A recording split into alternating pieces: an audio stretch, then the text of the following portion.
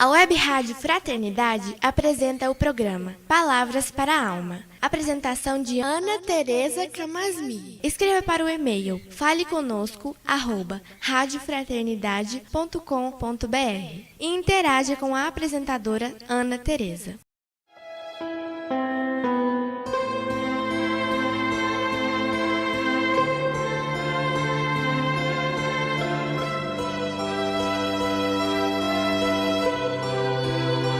Olá, amigos da Web Rádio Fraternidade, aqui é a Ana Tereza falando.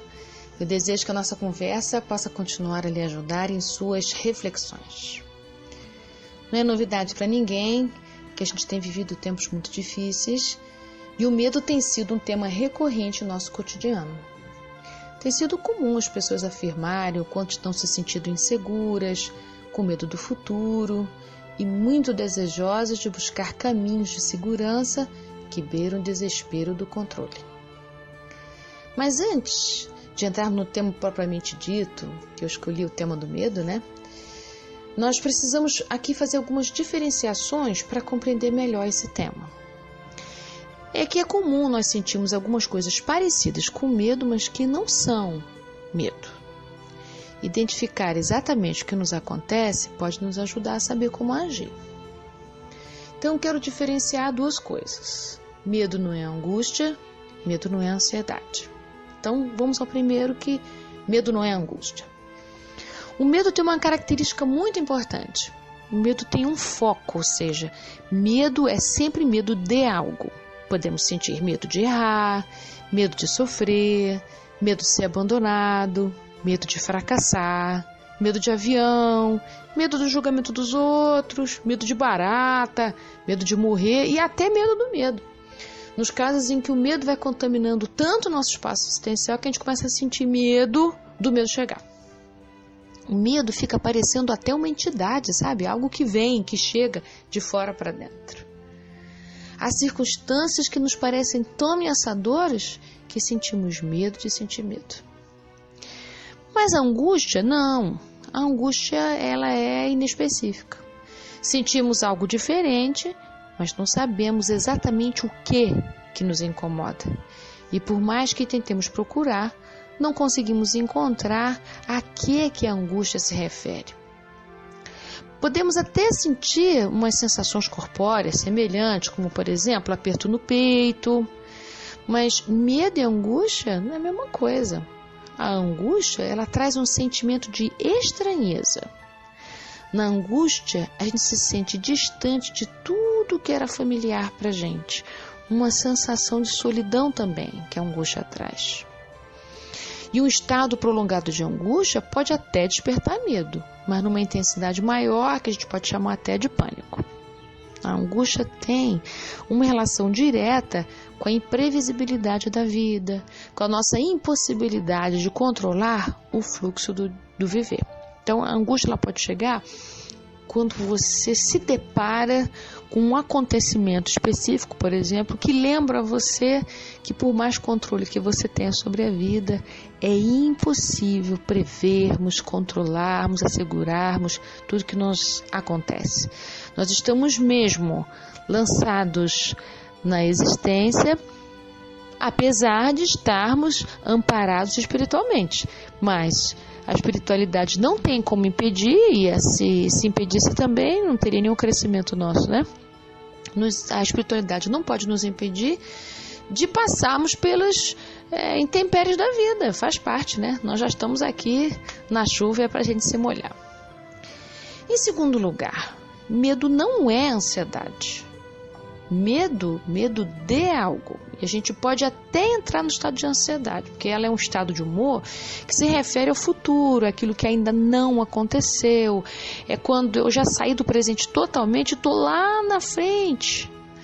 Pode ser, às vezes a gente entra em estado de ansiedade para se defender do medo intenso, Ele é um sofrimento que tem a ver com aquilo que virá. E o medo está acontecendo aqui agora, nesse momento. Pode ser até que você sinta as duas coisas juntas, porque a gente fica ansiosos com o que pode nos acontecer, mas não é a mesma coisa. Pode estar juntos, mas não podemos chamar medo de ansiedade, nem vice-versa. Todos nós sentimos medo em algum momento de nossas vidas. É muito importante ele estar presente, porque o medo é um alerta, é um sinal de que a gente tem que ser mais cauteloso, mais cuidadoso, né? Uma pessoa sem medo, que tem cara de destemido, é uma pessoa impulsiva, não vê consequência de nada. Então, não ter medo nenhum também é esquisito, né? Também não é saudável isso. O medo, ele pode ser até uma parada para a gente refletir sobre as nossas atitudes, né? Mas muitas vezes podemos fazer desse estado de alerta uma parada, e aí vira fobia, pânico, né? Aquilo que era só uma paradinha vira estação para sempre. Isso significa que o medo tem gradação e vai dependendo da experiência de medo de cada um. Esses estados mais acentuados do medo merecem uma atenção toda especial. Por isso, quando a gente não consegue sair do pânico, não consegue sair de uma fobia, é necessário uma ajuda profissional de um terapeuta, né? Vamos ver aqui, eu imaginei aqui umas 4 circunstâncias assim, mais comuns que o medo aparece. Eu vou só descrever um pouquinho, né, para a gente poder ter mais clareza de qual é o âmbito do medo. Então, primeiro, que eu estou listando aqui, a gente pode ter medo do que deseja. Segundo, a gente pode desejar exatamente aquilo que a gente morre de medo. Terceiro, a gente pode ter medo de se arriscar. E quarto, a gente pode ter medo de ser agressivo. Então, 4 motivos aqui que eu vou explicitar agora para vocês. Então, primeiro, quando a gente tem medo do que a gente deseja. Quando a gente deseja muito alguma coisa, a gente tem medo de não conseguir aquele objetivo. E se a gente não desejasse tanto, aquilo não teria a menor importância. Logo assim, o medo não teria essa intensidade. Por exemplo, quando a gente vai fazer uma prova para um concurso, a gente pode sentir medo de não passar, né?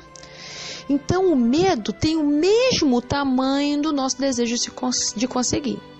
Se não fosse tão importante, a gente não teria tanto medo. Então, quando você começar a sentir muito medo de alguma coisa que você está se colocando para dar conta, é importante você olhar assim, nossa, como essa coisa é importante para mim. Tá grandão o meu medo? Porque é grandão também meu desejo. Talvez isso possa te ajudar a suportar, né? Segundo lugar, a gente pode desejar o que a gente tanto teme. Então, quando isso acontece, é muito interessante. A gente deseja e ficamos falando o contrário, que a gente não quer.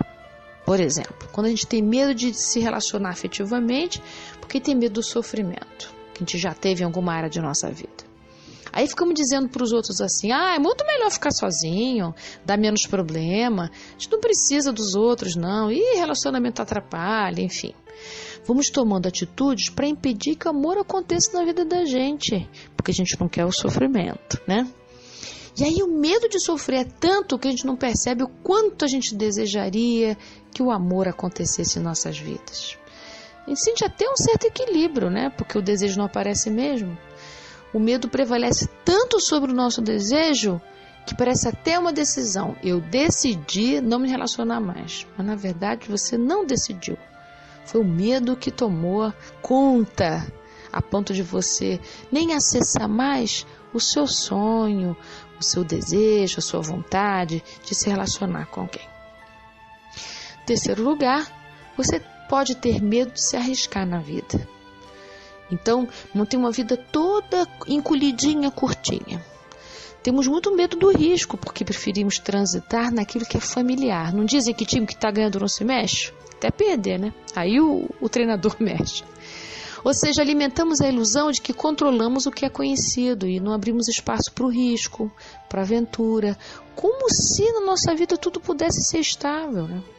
Parece que se a gente ficar paradinho aqui, nada vai abalar nossa segurança. Como se a vida não tivesse imprevisto e como se todas as pessoas à nossa volta também estivessem fazendo a mesma escolha que nós de ficar paradas também. Isso é uma ilusão, né?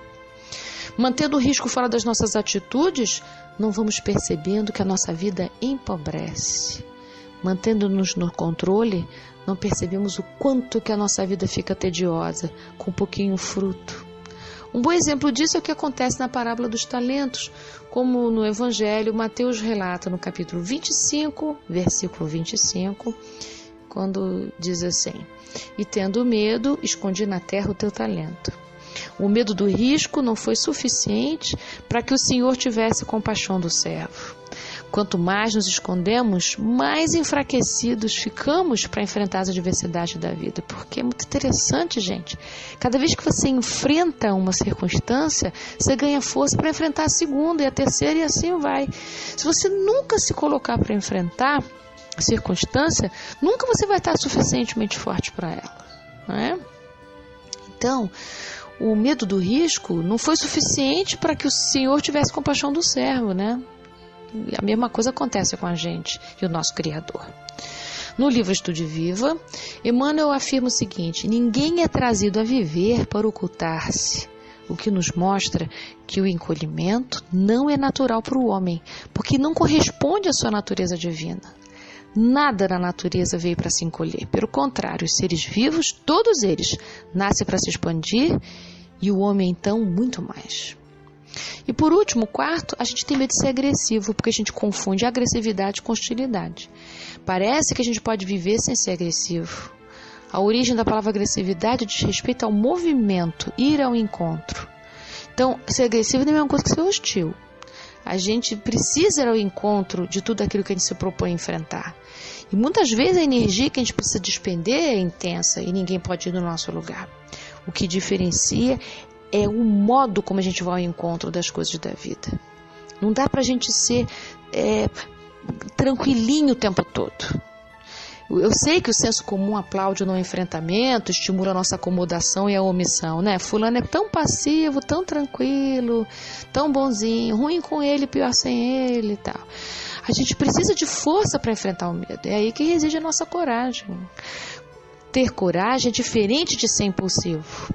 Na impulsividade, a gente age sem pensar. E também não percebemos a presença do medo. Mas na coragem, o medo precisa estar presente para que a coragem possa aparecer. É preciso refletir antes de agir. Ser reativo não é ser corajoso. Pelo contrário, podemos ser reativos para nos livrar da pressão. Por isso que a reatividade está mais próxima da impulsividade. Interessante perceber que se algum de nós viveu muito tempo mergulhado na impulsividade e hoje começa a escolher viver diferente, com mais reflexão, é possível que se sinta covarde, como se estivesse mais lento para agir. É necessário a gente olhar para esse movimento novo, de um outro lugar. Pensar antes de agir abre espaço para que a gente tome decisões mais saudáveis. Refletir nas consequências das nossas ações é um cuidado que todos nós podemos nos esforçar para alcançar, pois assim até o medo ganha um bom lugar, que é o lugar da cautela. Ao invés de nos paralisar, o medo pode entrar no seu lugar de previdência, que é menor do que a nossa vontade de agir, de modo que não impeça nosso movimento de viver. Todos nós temos recursos que podemos usar para cuidar do nosso medo. E mesmo quando não são visíveis para nós, podemos pedir amparo espiritual para encontrar. É preciso começar a observar e aproveitar a oportunidade que a vida nos dá para usá-los. De outra forma, estaremos enterrando nossos talentos e, junto deles, a possibilidade de agir e decidir sobre o rumo de nossas vidas com confiança. É isso, queridos. Até nosso próximo programa.